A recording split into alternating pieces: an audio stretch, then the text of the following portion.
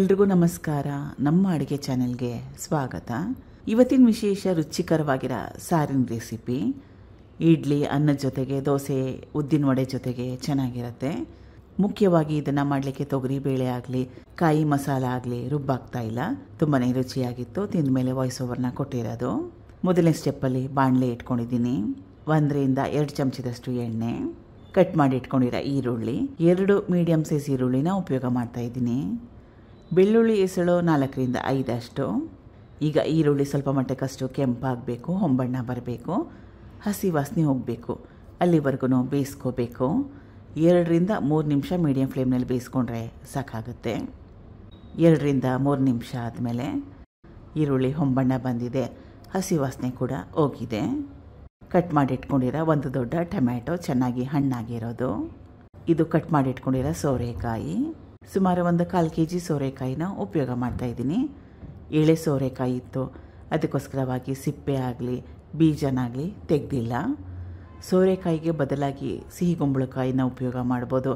ನಿಮ್ಗೆ ಯಾವ ತರಕಾರಿ ಇಷ್ಟ ಆ ತರಕಾರಿಗಳನ್ನೆಲ್ಲ ಉಪಯೋಗ ಮಾಡ್ಬೋದು.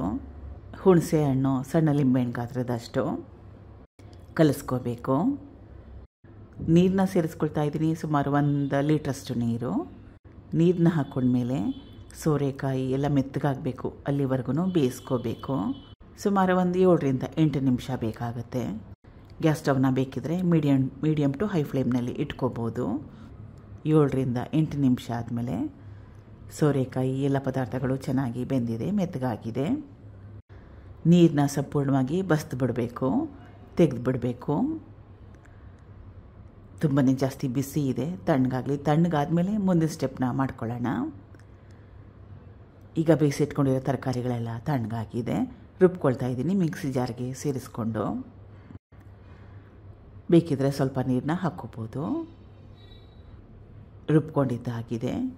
ಮುಂದಿನ ಸ್ಟೆಪ್ಪಲ್ಲಿ ಬಾಣಲೆ ಇಟ್ಕೊಂಡಿದ್ದೀನಿ.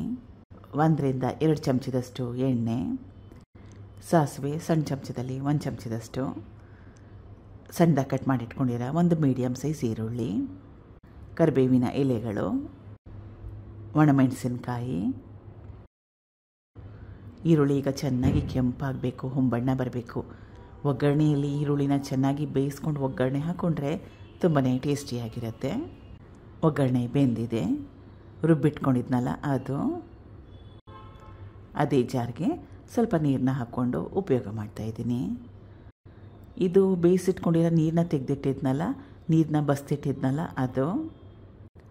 ಕನ್ಸಿಸ್ಟೆನ್ಸಿ ನೋಡಿ ನಿಮಗೆ ಯಾವ ರೀತಿ ಬೇಕು ಅಂತ ಅದ್ರ ಪ್ರಕಾರವಾಗಿ ನೀರನ್ನ ಉಪಯೋಗ ಮಾಡಿ. ಅಚ್ಕಾರದ ಪುಡಿ 1 ಟೇಬಲ್ ಸ್ಪೂನ್ ಅಷ್ಟು. ಇದು ರೆಡಿಮೇಡ್ ಸಾಂಬಾರು ಪುಡಿ 1 ಟೇಬಲ್ ಸ್ಪೂನ್ ಅಷ್ಟು. ಮನೇಲಿ ಮಾಡಿರೋದಿದ್ರೆ ಅದು ಕೂಡ ಹಾಕ್ಕೋಬೋದು. ರುಚಿಗೆ ತಕ್ಕಷ್ಟು ಉಪ್ಪು, 1 ಟೇಬಲ್ ಸ್ಪೂನ್ ಅಷ್ಟು ಬೆಲ್ಲ. ಬೆಲ್ಲನ ಆಪ್ಷನಲಾಗಿ ಇಟ್ಕೊಳ್ಳಿ, ಹಾಕ್ಕೊಂಡ್ರೂ ಪರವಾಗಿಲ್ಲ, ಹಾಕ್ಕೊಳ್ಳಿಲ್ಲ ಅಂದ್ರೂ ಪರವಾಗಿಲ್ಲ. ಚೆನ್ನಾಗಿ ಕುದಿಸ್ಕೋಬೇಕು. ಈಗ ರುಚಿಯಾಗಿರೋ ಸಾಂಬಾರು ರೆಡಿಯಾಗಿದೆ, ಚೆನ್ನಾಗಿ ಕುದೀತಾ ಇದೆ. ಬಿಸಿ ಇಡ್ಲಿ ಜೊತೆಗೆ ಸರ್ವ್ ಮಾಡ್ತಾಯಿದ್ದೀನಿ. ಅನ್ನ, ದೋಸೆ, ಉದ್ದಿನ ವಡೆ ಜೊತೆ ಕೂಡ ಚೆನ್ನಾಗಿರುತ್ತೆ.